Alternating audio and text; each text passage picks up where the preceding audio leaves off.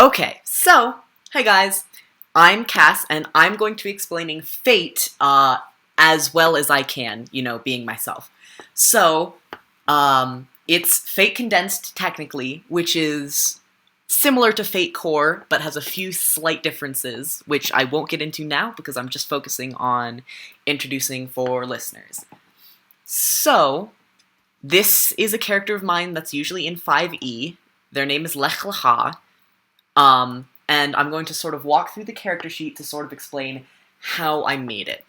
So my character, in 5e, they were a Warforged Artificer, which essentially means, the way I spun it, is that they're a robot who, works with tools and stuff a lot. So, they work on, repairing themselves and stuff like that, and, altering their own body.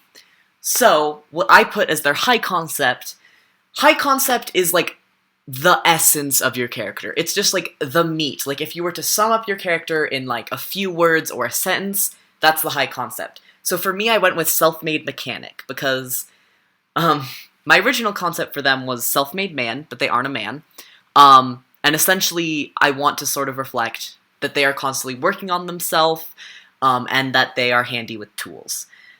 There is ways that your high concept can play into how the game works, but I'll talk about that later.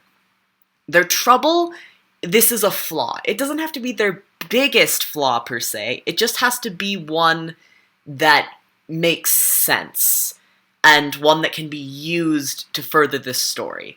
So mine for Lech Lecha is that they are overwhelmingly apathetic. They care about very little, and it's very difficult to, make them care, or to give them motivation to actually intervene in things. Now, DMs can compel your troubles. So, say you had a trouble that's, you like shiny things. A DM could be like, well, you know that this room's probably dangerous, but man, on the other side of that wall is the most shiny thing that you've ever seen, and you just want to go over and touch it. And you can either go, yeah, I think my character would do that, and you go right along, which gives you a fate point, and I'll get into fate points later. Or you can just be like, no, I'm going to use up a fate point to resist this temptation. Fate points are sort of like your story points. Every character in a story is like, oh yeah, I'm gonna have my heroic thing now, but I'm gonna succumb to my trouble at this other time. It's all very fluid. So for this, I believe this would manifest for Lech as I would be able to compel this trouble by being like, well, do you think Lech would really care? Would they really actually want to do this? And I can argue that. I could be like, well, yeah, Lech does. That's not an issue. Or I could be like, you're right, they wouldn't. I'm going to burn a fate point, or not help and save a fate point. That's basically the idea of a trouble.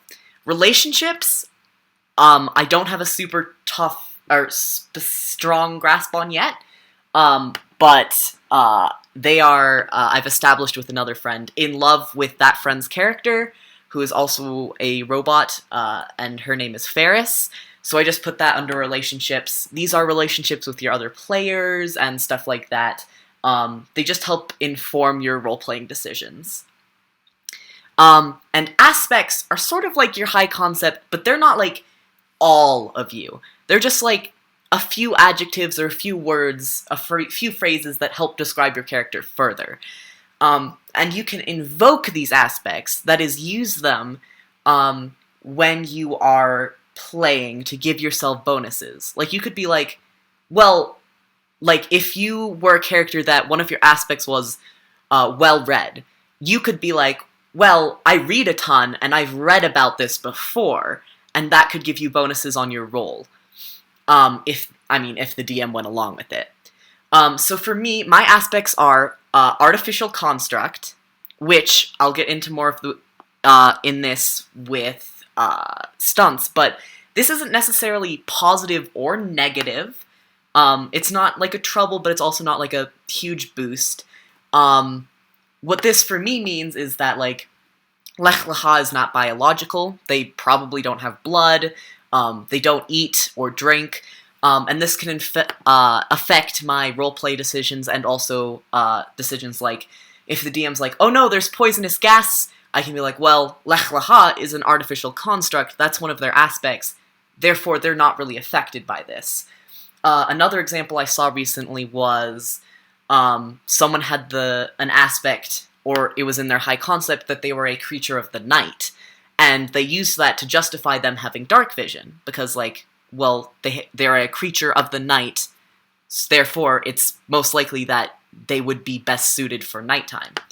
And my other aspect, which I don't know how it would play in, but we'd find out during a campaign, is that they were made for children. Fun fact about Lech Lecha, that I was trying to keep hidden, but, you know, I'm telling people, is that they were built as sort of like a children's plaything.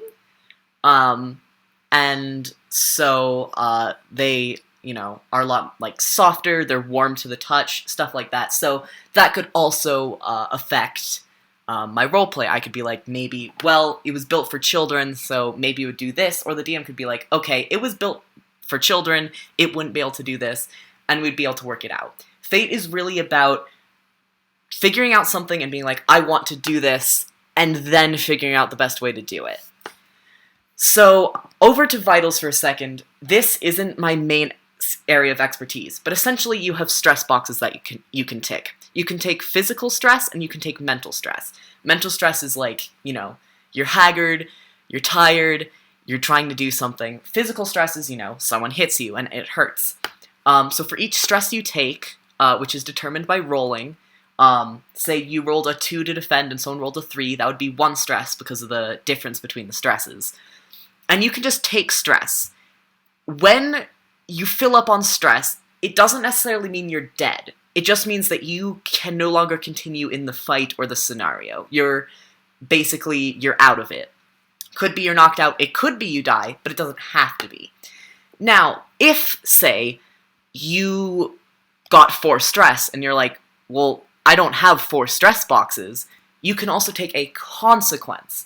And consequences can either be mild or moderate or severe. Consequences I've seen before has been, a mild one would be a headache, a severe one would be like a broken bone.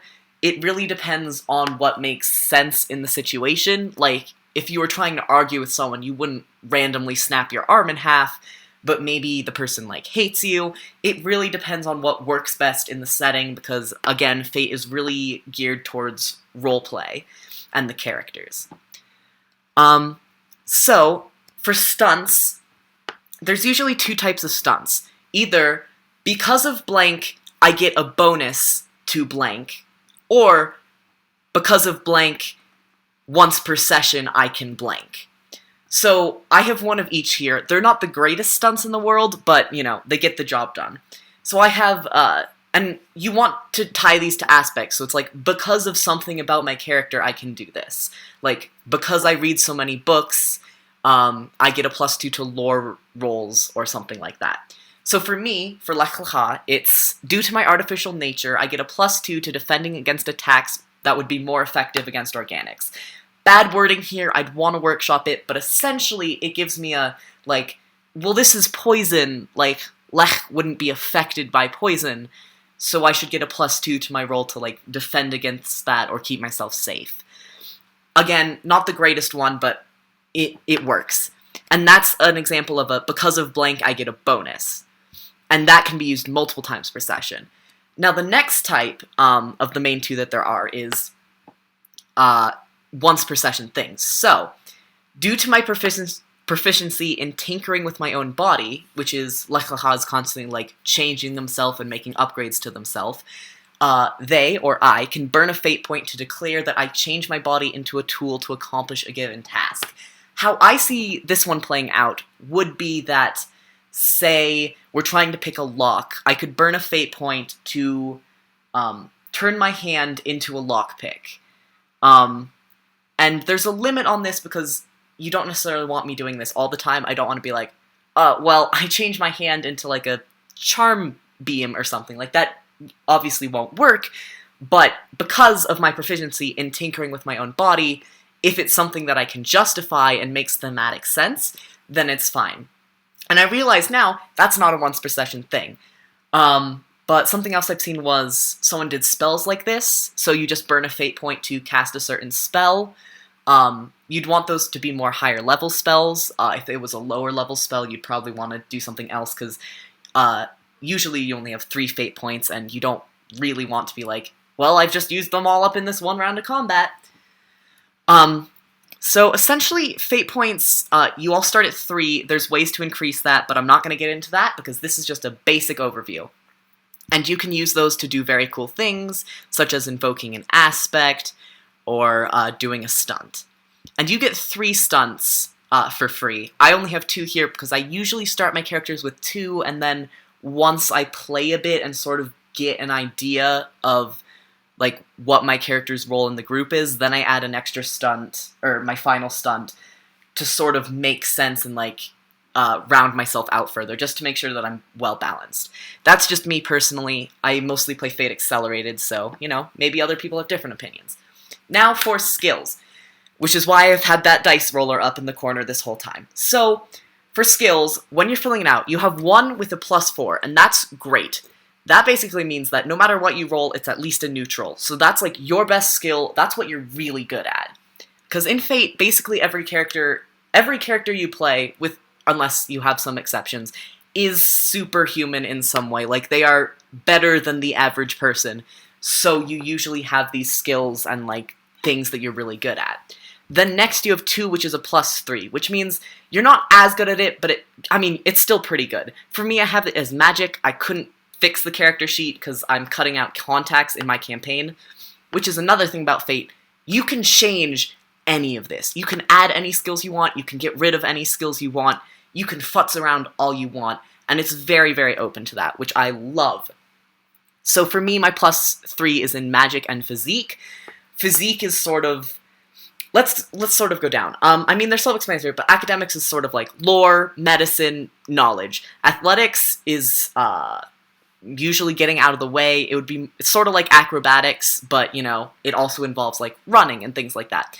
Burglary is not fully stealth, but it's things like breaking locks, breaking into places, stuff like that.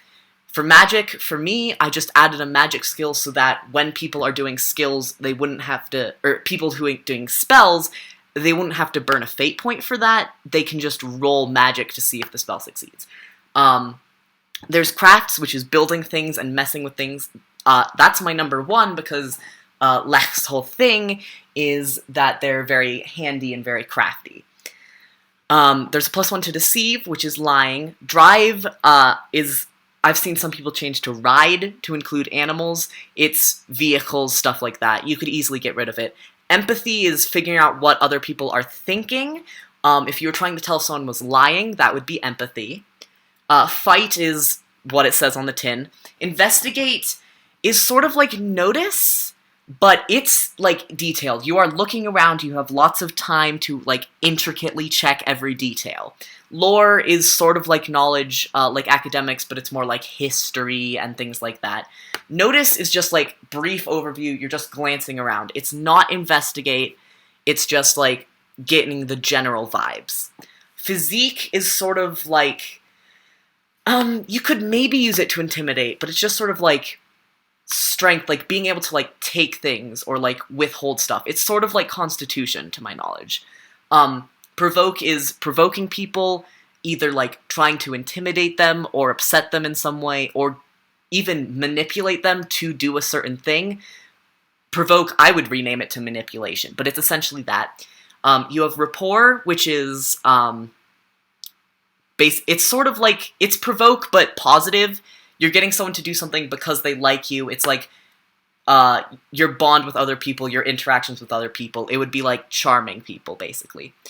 Resources is to be like, you roll this to be like, hey, yeah, by the way, I have a lot of money in my pocket, or something like that. I know a character whose best thing is resources, and basically he's just, all the time, he just rolls it to be like, well, now I have tons of money.